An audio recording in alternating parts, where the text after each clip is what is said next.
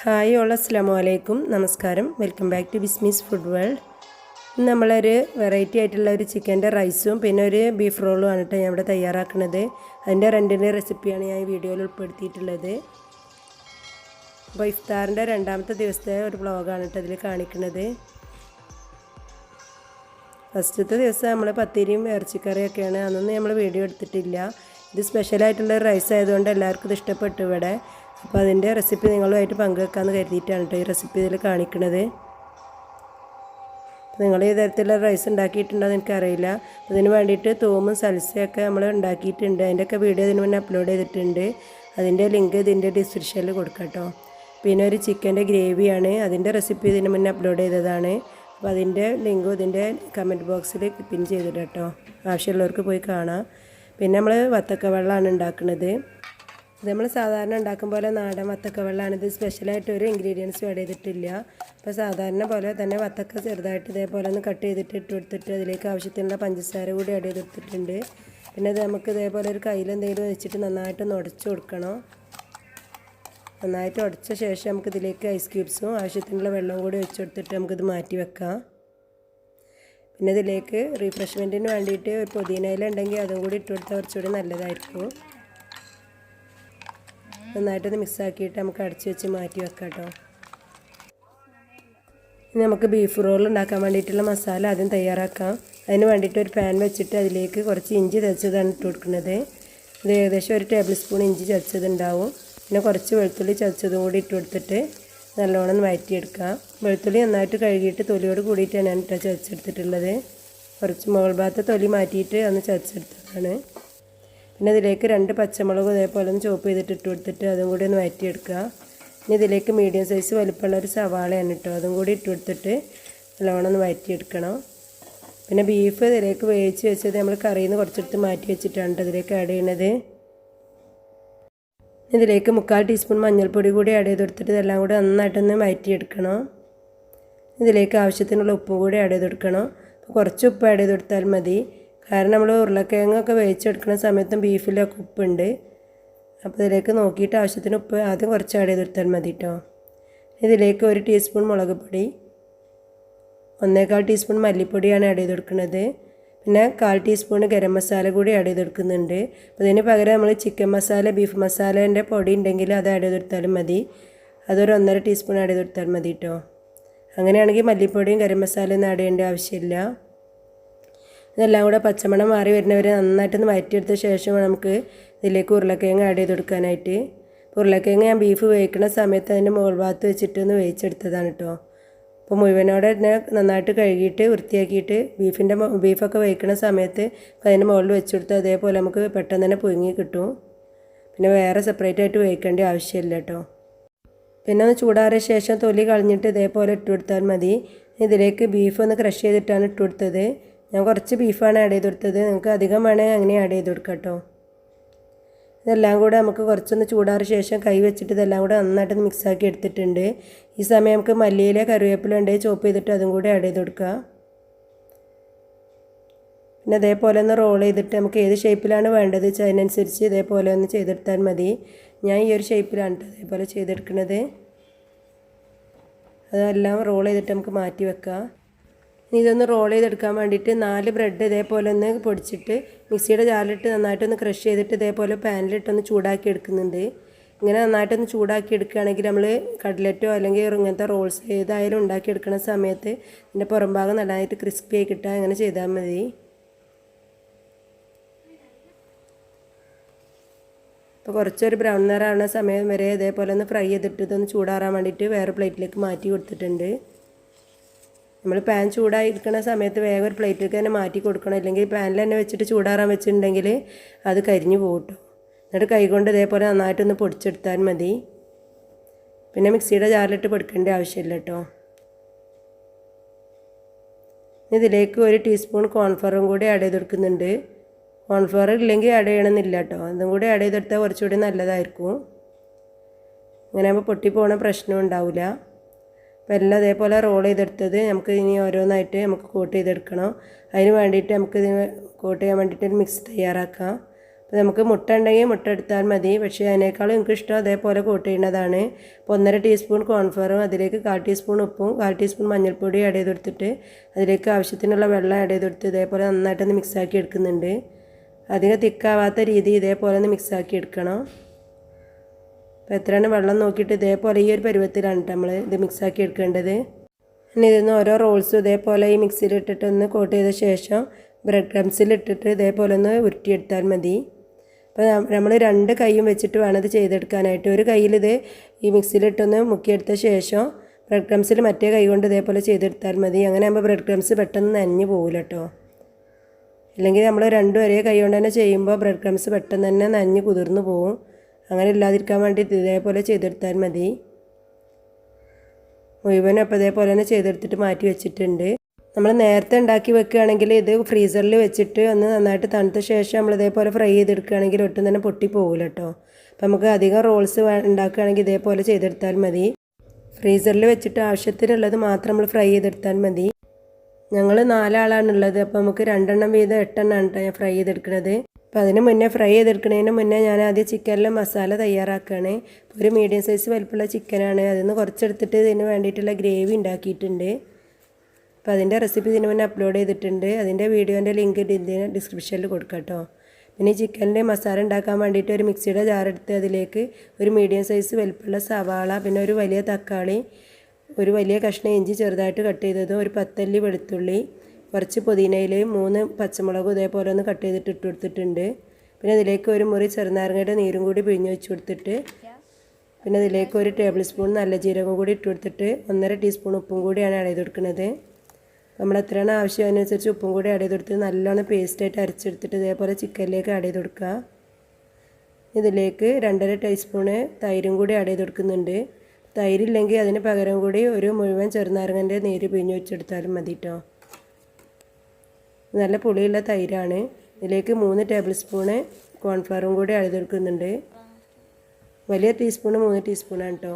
പിന്നെ അതിലേക്ക് 1 ടീസ്പൂൺ സാദാ മുളക് പൊടിയും 2.5 ടീസ്പൂണ് പിരിയമുളക് പൊടിയും കൂടി ആഡ് ചെയ്ത് കൊടുത്തിട്ട് പിന്നെ ഇതിലേക്ക് 1/2 ടീസ്പൂൺ മല്ലിപ്പൊടി, 1/2 ടീസ്പൂൺ മഞ്ഞൾപ്പൊടിയും കൂടി ആഡ് ചെയ്ത് കൊടുക്കുന്നുണ്ട് കേട്ടോ. ഇതെല്ലാം കൂടെ നന്നായിട്ട് കൈവച്ചിട്ട് ഇതേപോലെ നല്ലോണം മിക്സാക്കിയിട്ട് നമുക്ക് മസാല നന്നായിട്ടൊന്ന് കുഴച്ചെടുക്കാം. ചിക്കൻ്റെ എല്ലാ ഭാഗത്തേക്കും എത്തുന്ന വിധത്തിൽ നല്ലോണം ഒന്ന് മിക്സാക്കിയിട്ട് കുഴച്ചെടുത്താൽ മതി.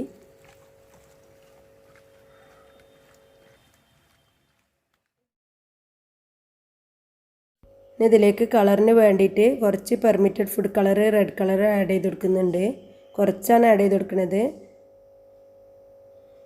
ഇത് ഓപ്ഷനിലാണ് കേട്ടോ. വേണമെങ്കിൽ മാത്രം ആഡ് ചെയ്താൽ മതി. നല്ലോണം മിക്സാക്കിയിട്ട് നമുക്കിത് കുഴച്ചിട്ട് മാറ്റി വെക്കാം. ഇതൊരു 10 മിനിറ്റെങ്കിലും ഒന്ന് റെസ്റ്റ് ചെയ്യാൻ വേണ്ടിയിട്ട് വെക്കണം. ഇതിലേക്ക് കുറച്ചുകൂടി 1 ടീസ്പൂണും കൂടി ഉപ്പ് ആഡ് ചെയ്ത് കൊടുത്തിട്ടുണ്ട്. നല്ലോണം മിക്സാക്കിയിട്ട് നമുക്ക് മാറ്റി വെക്കാം. നമുക്ക് ചിക്കൻ ഒന്ന് റെസ്റ്റ് ചെയ്യാൻ വേണ്ടി വെച്ച സമയം നമുക്ക് റൈസിന് വേണ്ടിയിട്ടുള്ള വെള്ളം വെച്ചിട്ടുണ്ട്. അപ്പോൾ അതിലേക്ക് 1 ടീസ്പൂണ് നല്ല ജീരകം, പിന്നെ കുറച്ച് ഗ്രാമ്പൂ, ഏലക്കായും പട്ടയും കൂടി ഇട്ട് കൊടുത്തിട്ടുണ്ട്. ഇതിലേക്ക് ആവശ്യത്തിനുള്ള ഉപ്പ് ആഡ് ചെയ്ത് കൊടുക്കുക. ഒരു 2.5 ടീസ്പൂണൊക്കെ ഉപ്പ് ആഡ് ചെയ്ത് കൊടുത്തിട്ടുണ്ടാവും. ഇതിലേക്ക് ഒരു ഡ്രൈ ലെമണും കൂടി ഇട്ട് കൊടുത്തിട്ടുണ്ടാവും. ഒന്ന് പൊട്ടിച്ചിട്ട് ഇട്ട് കൊടുത്താൽ മതി. ഇതിലേക്ക് ഒരു മുറി ചെറുനാരങ്ങയുടെ നീരും കൂടി പിഴിഞ്ഞ് വെച്ച് കൊടുക്കുന്നുണ്ട്. ഇങ്ങനെ ആകുമ്പോൾ നമ്മൾ റൈസ് വേവിച്ചെടുക്കുന്ന സമയത്ത് റൈസ് നമ്മൾ ഒട്ടിപ്പിടിക്കില്ല. അതിന് വേണ്ടിയിട്ടാണ് ആഡ് ചെയ്തത്. ഇനി അടച്ച് വെച്ചിട്ടൊന്ന് തള വരുന്ന സമയത്ത് നമുക്കിതിലേക്ക് കുതിർത്ത് വെച്ചിട്ടുള്ള റൈസ് ആഡ് ചെയ്ത് കൊടുക്കാം. ഇത് 1 കിലോ റൈസ് ഒന്ന് 200 ഗ്രാം മാറ്റി വെച്ചിട്ട് 800 ഗ്രാമാണ് കേട്ടോ കുതിർത്ത് വെച്ചത്. അപ്പോൾ ഒരു അരമണിക്കൂർ മുതൽ 3/4 മണിക്കൂർ വരെ നന്നായിട്ടൊന്ന് കഴുകിയിട്ട് കുതിർത്ത ശേഷം വേണം ഇതിലേക്ക് ആഡ് ചെയ്ത് കൊടുക്കാനായിട്ട്. ഇത് അടച്ച് വെച്ചിട്ട് ഇതൊന്ന് വേവിച്ചെടുക്കാം. ആ സമയം നമുക്ക് ഒരു പാനിൽ കുറച്ച് ഓയിൽ ഒഴിച്ച് കൊടുത്തിട്ട് നമുക്ക് ഈ റോൾസൊക്കെ ഒന്ന് ഫ്രൈ ചെയ്തെടുക്കാം. അപ്പോൾ ഓയിൽ നന്നായിട്ടൊന്ന് ചൂടായി വരുന്ന സമയത്ത് ഓരോ റോൾസായിട്ട് ഇട്ട് കൊടുക്കുന്നുണ്ട്. ഇതിലേക്ക് ഞാൻ ആവശ്യത്തിന് മാത്രമാണ് ഓയിൽ ഒഴിച്ചു കൊടുത്തത്. അധികം ഓയിൽ ഒഴിച്ചു കൊടുത്താൽ കുറച്ചുകൂടി നല്ലതായിരിക്കും മുങ്ങുന്ന വിധത്തിൽ. പക്ഷേ ഓയിൽ അധികം വേസ്റ്റ് ആകണ്ടെന്ന് കരുതിയിട്ടാണ് കേട്ടോ ഇത്രയും ഒഴിച്ചു കൊടുത്തത്. നമുക്കൊരു മീഡിയം ഫ്ലെയിമിലിട്ടിട്ട് വേണം ഇതേപോലെ ഫ്രൈ ചെയ്തെടുക്കാനായിട്ട്. ലോ ഫ്ലെയിമിലിട്ടിട്ടുണ്ടെങ്കിൽ എണ്ണ കുടിക്കും. അപ്പം മീഡിയം ടു ഹൈ ഫ്ലെയിമിലിട്ടിട്ട് വേണം കേട്ടോ ഇത് ഫ്രൈ ചെയ്തെടുക്കാൻ.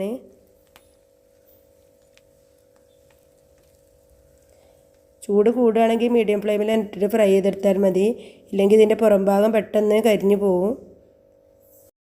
അപ്പോൾ മീഡിയം ഫ്ലെയിമിൽ എല്ലാ ഭാഗവും തിരിച്ചിട്ടെടുത്തിട്ട് ഇതേപോലെ ഒന്ന് ഫ്രൈ ചെയ്തെടുത്താൽ മതി. ഈ ഒരു കളറാണ് സമയത്ത് നമുക്കിതൊന്ന് കോരി മാറ്റാം. അപ്പോൾ ഓവറായിട്ട് കളറ് മാറാൻ വേണ്ടിയിട്ട് വെക്കരുത്. അപ്പോൾ ഇതിൻ്റെ പുറം ഭാഗം പെട്ടെന്ന് തന്നെ കരിഞ്ഞു പോകും കേട്ടോ. നമ്മളൊരു ടിഷ്യൂ വെച്ചിട്ട് അതിലേക്ക് ഇതേപോലെ ഫ്രൈ ചെയ്തിട്ട് ഇട്ട് കൊടുത്താൽ മതി. അപ്പോൾ എണ്ണയൊക്കെ ഉണ്ടെങ്കിൽ അത് തന്നെ കുടിച്ചോളും. അപ്പോൾ ഇതിൻ്റെ പുറം ഭാഗം നല്ല ക്രിസ്പി ഉള്ള നല്ല സോഫ്റ്റ് ആയിട്ടുള്ളൊരു റോളാണ് ഇട്ടത്. അപ്പോൾ നമ്മൾ ഏത് തരം റോൾസ് ഉണ്ടാക്കുകയാണെങ്കിലും മീഡിയം ഫ്ലെയിം വെച്ചിട്ട് ഫ്രൈ ചെയ്തെടുക്കാവൂ. നമുക്കിതൊന്ന് ഒന്നെടുത്തിട്ട് ഒന്ന് കട്ട് ചെയ്ത് നോക്കാം. നമുക്ക് കാണുമ്പോൾ തന്നെ മനസ്സിലാവും ഇതിൻ്റെ ഉൾഭാഗം നല്ല സോഫ്റ്റും പുറമെ നല്ല ക്രിസ്പിയാണ് കേട്ടോ. അപ്പോൾ നമ്മൾ ഫ്രൈ ചെയ്തെടുക്കുന്ന സമയത്ത് നോമ്പ് തുറക്കണതിൻ്റെ കുറച്ച് മുന്നേ ആയിട്ട് ഫ്രൈ ചെയ്തെടുത്താൽ മതി. ഇത് വീഡിയോക്ക് വേണ്ടിയിട്ട് കുറച്ച് മുന്നേ ഫ്രൈ ചെയ്തെടുത്തതാണ്. ഇനി നമുക്ക് ചിക്കൻ ഒന്ന് ഫ്രൈ ചെയ്തെടുക്കാം. അതിന് വേണ്ടിയിട്ട് പാനിലേക്ക് ആവശ്യത്തിനുള്ള ഓയിൽ ഒഴിച്ച് കൊടുത്തിട്ടുണ്ട്. ഇതിലേക്ക് ഞാനിപ്പോൾ കടലറ്റ് ഫ്രൈ ചെയ്തിട്ടുള്ള ഓയിലും കൂടി ഇതിലേക്ക് ഒഴിച്ച് കൊടുത്തിട്ടുണ്ട് കേട്ടോ. സൺഫ്ലവർ ഓയിലാണ് ഒഴിച്ച് കൊടുത്തത്. ഇതിലേക്ക് നമുക്ക് ഈ മസാല പരട്ടി വെച്ചിട്ടുള്ള ചിക്കൻ എല്ലാ ഭാഗത്തേക്കും ഇട്ട് കൊടുത്തിട്ട് തിരിച്ചും മറിച്ചിട്ട് നന്നായിട്ടൊന്ന് ഫ്രൈ ചെയ്തെടുക്കണം.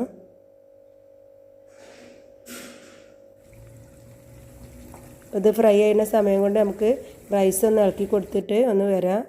അപ്പോൾ ഇത് നോക്കുന്ന സമയത്ത് വെന്തിട്ടില്ല, കുറച്ചുകൂടി വേവാനുണ്ട്. ഒരു 90% വരെ നമ്മൾ വേവിച്ചെടുത്താൽ മതി കേട്ടോ. ഈ ചിക്കൻ നമുക്ക് തിരിച്ചു മറിച്ചിട്ട് എല്ലാ ഭാഗവും ഒന്ന് വേവിച്ചെടുക്കണം. മീഡിയം ടു ഹൈ ഫ്ലെയിമിൽ വേവിച്ചെടുത്താൽ മതി. ഇതിൻ്റെ കോട്ടിംഗ് ഒന്നും പോകാതിരിക്കാൻ വേണ്ടിയിട്ട് നമ്മൾ സെപ്പറേറ്റ് ആയിട്ട് ചിക്കൻ ഫ്രൈ ആണ് കഴിക്കേണ്ടതെങ്കിൽ അതിലൊരു മുട്ട കൂടി പൊട്ടിച്ച് ഒഴിച്ചെടുത്ത ശേഷം ഇതേപോലെ മിക്സാക്കിയിട്ട് മസാല പുരട്ടിയിട്ട് ഇതേപോലെ ഫ്രൈ ചെയ്തെടുത്താൽ മതി കേട്ടോ. അപ്പോൾ ഇതിൻ്റെ കോട്ടിംഗ് അങ്ങനെ പൊട്ടിപ്പോവില്ല.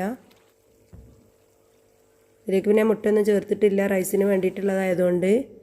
നമ്മൾ റൈസ് ഏകദേശം വെന്തിട്ടുണ്ട്. നമുക്കതൊന്ന് വെള്ളം വരാൻ വേണ്ടിയിട്ട് വെച്ചിട്ടുണ്ട്. ആ സമയം നമുക്ക് പിന്നെ ഇത് ദമ്മിടാൻ വേണ്ടിയിട്ടൊരു പാത്രത്തിൽ വെള്ളം വറ്റാൻ വേണ്ടിയിട്ട് വെച്ചിണ്. അപ്പോൾ ഈ ചിക്കനൊക്കെ ഒന്ന് ഫ്രൈ ചെയ്തിട്ട് കോരി മാറ്റുകയാണ് കേട്ടോ. നമുക്ക് ഈ എണ്ണയിൽ ഇതൊക്കെ മാറ്റി കൊടുത്ത ശേഷം നമുക്ക് അരിച്ചിട്ട് ഒഴിക്കുകയാണ് കുറച്ചുകൂടി നല്ലത്. ഞാൻ അത് അരിക്കാതെയാണ് ഒഴിച്ചത്. അങ്ങനെ ആകുമ്പോൾ ഇത് പെട്ടെന്ന് കരിഞ്ഞു പോകും കേട്ടോ. അപ്പോൾ ഇത് നമുക്ക് റൈസിന് വേണ്ടിയിട്ട് എടുക്കാനാണ്. അപ്പോൾ ഇതിലേക്ക് കുറച്ച് ഗ്രാമ്പൂ, പട്ട, ഏലക്കായ ഇട്ട് കൊടുത്തിട്ടുണ്ട്. ഇതിലേക്ക് 1 ടീസ്പൂൺ നല്ല ജീരകം കൂടി ഇട്ടൊന്ന് പൊട്ടി വരുന്ന സമയത്ത് നമ്മൾ ചിക്കൻ നേരത്തെ മസാല പറ്റി വെച്ചിട്ടുള്ള മസാല ബാക്കിയുള്ളത് ഇതിലേക്ക് മുഴുവനായിട്ട് ഇട്ട് കൊടുത്തിട്ട് ഇതിൻ്റെ പച്ചമണം മാറണ വരെ നല്ലോണം ഒന്ന് ലോ ഫ്ലെയിമിൽ വെച്ചിട്ട് നന്നായിട്ടൊന്ന് മിക്സാക്കി എടുക്കണം. അപ്പോൾ ഇതിൽ കുറച്ച് കരിഞ്ഞ പോലെ ഉള്ളത് നമ്മൾ നേരത്തെ ഫ്രൈ ചെയ്തിട്ടുള്ള മസാലയാണ് കേട്ടോ. അപ്പോൾ അത് അരിച്ചിട്ട് ഇട്ട് കൊടുത്താൽ മതി. അപ്പോൾ അതേപോലെ ആവില്ല. പിന്നെ ഇതിലേക്ക് ഒരു ചിക്കൻ ക്യൂബും കൂടി ഇട്ട് കൊടുത്തിട്ട് ഒന്ന് പൊടിച്ചിട്ട് ഇട്ട് കൊടുക്കുന്നുണ്ട്. ഇതെല്ലാം കൂടെ നന്നായിട്ടൊന്ന് മിക്സാക്കി എടുത്ത ശേഷം നമുക്ക് ഇതിലേക്ക് വേവിച്ച് വെച്ചിട്ട് വെള്ളം വരാൻ വേണ്ടി വെച്ചിട്ടുള്ള റൈസ് ഇട്ട് കൊടുക്കുക. അപ്പോൾ നമുക്ക് അധികം ഇൻഗ്രീഡിയൻസ് ഒന്നും ഇല്ലാതെ തന്നെ നല്ല സ്പൈസി നല്ല ടേസ്റ്റി ആയിട്ടുള്ള റൈസ് ഇതേപോലെ നമുക്ക് റെഡിയാക്കി എടുത്താൽ മതി. ഇതിലേക്ക് 1/4 ടീസ്പൂൺ ഉപ്പും കൂടി ആഡ് ചെയ്തെടുത്തിട്ടുണ്ട്.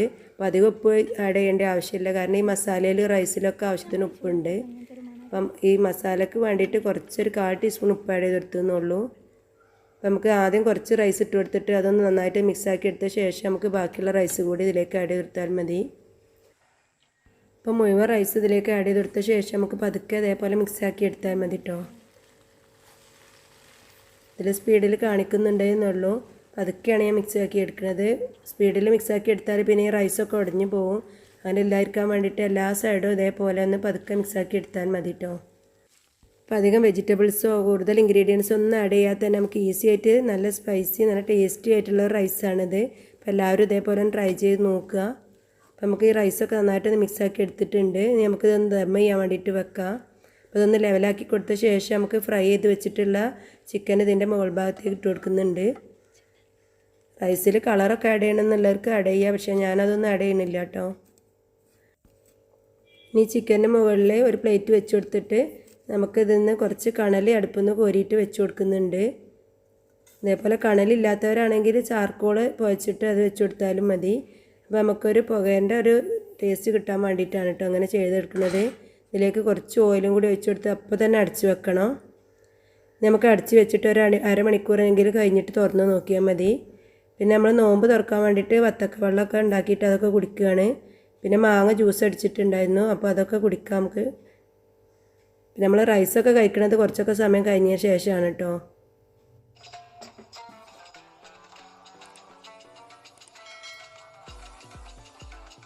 അത് കുറച്ച് സമയം കഴിഞ്ഞ് നന്നായിട്ട് ഈ കണലൊക്കെ ഇതിന് പുകയൊക്കെ നന്നായിട്ട് ഇതിൻ്റെ പുകേൻ്റെ ടേസ്റ്റൊക്കെ നന്നായിട്ട് ഇത് വന്നിട്ടുണ്ട്. അപ്പോൾ കണലൊക്കെ നന്നായിട്ട് ആറിയ ശേഷം നമുക്ക് ഇതൊരു പ്ലേറ്റിലേക്ക് മാറ്റിയെടുക്കുകയാണ്. ഇതിപ്പോൾ ഒരു 3/4 മണിക്കൂറിനൊക്കെ ശേഷമാണ് ഞാൻ തുറന്ന് നോക്കിയത്. അപ്പോൾ ഈ റൈസൊക്കെ നല്ല പാകത്തിന് വെന്ത് വന്നിട്ടുണ്ട്. നമുക്ക് കാണുമ്പോൾ തന്നെ മനസ്സിലാവും, ഒട്ടും തന്നെ ഉടഞ്ഞു പോയിട്ടുമില്ല. നല്ല വേറിട്ട് നിൽക്കുന്ന നല്ല ടേസ്റ്റി ആയിട്ടുള്ള റൈസാണ് കേട്ടത്. അപ്പോൾ നമുക്ക് ബിരിയാണിയൊക്കെ ഉണ്ടാക്കുന്നതിനേക്കാളും കുറച്ചുകൂടി നല്ല ഈസി ആയിട്ടാണ് എനിക്കിത് തോന്നിയത്. ബിരിയാണിക്കൊക്കെ ആകുമ്പോൾ നമുക്ക് കുറച്ചുകൂടി മസാലയൊക്കെ വേണം. നമുക്കധികം മസാല ഒന്നും ഇല്ലാതെ തന്നെ നമുക്ക് നല്ല ടേസ്റ്റി ആയിട്ട് ഒന്ന് ഉണ്ടാക്കിയെടുക്കാൻ പറ്റിയ റൈസാണ്. എനിക്ക് ഇതേപോലെ ഉണ്ടാക്കാൻ വേണ്ടിയിട്ട് തോന്നിയപ്പോൾ അതേപോലെ ഞാൻ പരീക്ഷിച്ചതാണ്. പക്ഷേ നല്ല ടേസ്റ്റാണ് കേട്ടോ. കുറച്ചൊരു സ്പൈസി ആണെന്നുള്ളൂ. അപ്പോൾ കുട്ടികൾക്കൊക്കെ ആണെങ്കിൽ അധികം സ്പൈസി ആവശ്യമില്ലെങ്കിൽ കുറച്ചൊന്ന് എരിവ് കുറച്ച് കൊടുത്താൽ മതി കേട്ടോ. മുളക് പൊടി കുറച്ച് കൊടുത്താൽ മതി. എനിക്കൊക്കെ ഈ എരിവ് പാകമാണ് കേട്ടോ. അപ്പോൾ നമുക്ക് ഈ എരിവിൽ ഇതേപോലെ ഉണ്ടാക്കിയെടുക്കുകയാണെങ്കിൽ നമുക്ക് വേറെ സൈഡ് ഡിഷൊന്നും ഇല്ലെങ്കിലും കുഴപ്പമില്ല. ഈ ചിക്കനും റൈസും മാത്രം ഉണ്ടെങ്കിൽ തന്നെ നമുക്കിത് കഴിക്കാൻ നല്ല ടേസ്റ്റി ആയിരിക്കും കേട്ടോ. അപ്പോൾ ഇതിന് വേണ്ടിയിട്ട് തൂമും സൽസയൊക്കെ ഉണ്ടാക്കിയിട്ടുണ്ട്. അപ്പോൾ ഇതിൻ്റെയൊക്കെ റെസിപ്പി ഞാൻ ഇതിന് മുന്നേ അപ്ലോഡ് ചെയ്തതാണ്. പിന്നെ ഒരു ചിക്കൻ്റെ ഗ്രേവിയും കൂടി ഉണ്ടാക്കിയിട്ടുണ്ട്. അപ്പോൾ ഇതിൻ്റെ മുന്നേ ഉണ്ടാക്കിയത് എൻ്റെ മോൾക്കൊക്കെ നല്ല ഇഷ്ടമായിട്ടുണ്ട്. മന്തി റൈസ് മാത്രമായിട്ട് ഉണ്ടാക്കിയപ്പോൾ അതേപോലെ ഉണ്ടാക്കിയതായിരുന്നു. അപ്പോൾ അതും കൂടി ഇതിന്ന് കുറച്ച് ചിക്കൻ എടുത്തിട്ട് അങ്ങനെ ഉണ്ടാക്കിയിട്ടുണ്ട് കേട്ടോ. അപ്പോൾ അതിൻ്റെ റെസിപ്പി ആവശ്യമുള്ളവർക്ക് അതിൻ്റെ ലിങ്കും ഇതിൻ്റെ ഡിസ്ക്രിപ്ഷനിൽ കൊടുക്കാം. ആവശ്യമുള്ളവർ കണ്ട് നോക്കിയിട്ട് ഫീഡ്ബാക്ക് അറിയിക്കുക കേട്ടോ. അപ്പോൾ ചിക്കൻ വാങ്ങുന്ന സമയത്ത് ഈ രീതിയിലൊക്കെ ട്രൈ ചെയ്ത് നോക്കിയിട്ട് ഫീഡ്ബാക്ക് അറിയിക്കുക കേട്ടോ. അപ്പോൾ ഇങ്ങനെയൊക്കെയാണ് നമ്മളെ നോമ്പുതുറ. നിങ്ങൾക്ക് ഇഷ്ടപ്പെട്ടിട്ടുണ്ടെങ്കിൽ ലൈക്ക് ചെയ്യുക, ഷെയർ ചെയ്യുക, സബ്സ്ക്രൈബ് ചെയ്യാത്തവർ സബ്സ്ക്രൈബ് ചെയ്തിട്ട് സപ്പോർട്ട് ചെയ്യുക കേട്ടോ. ഇൻഷാ അല്ലാഹ് പുതിയൊരു വീഡിയോയുമായി നമുക്ക് വീണ്ടും കാണാം. Thank you for watching.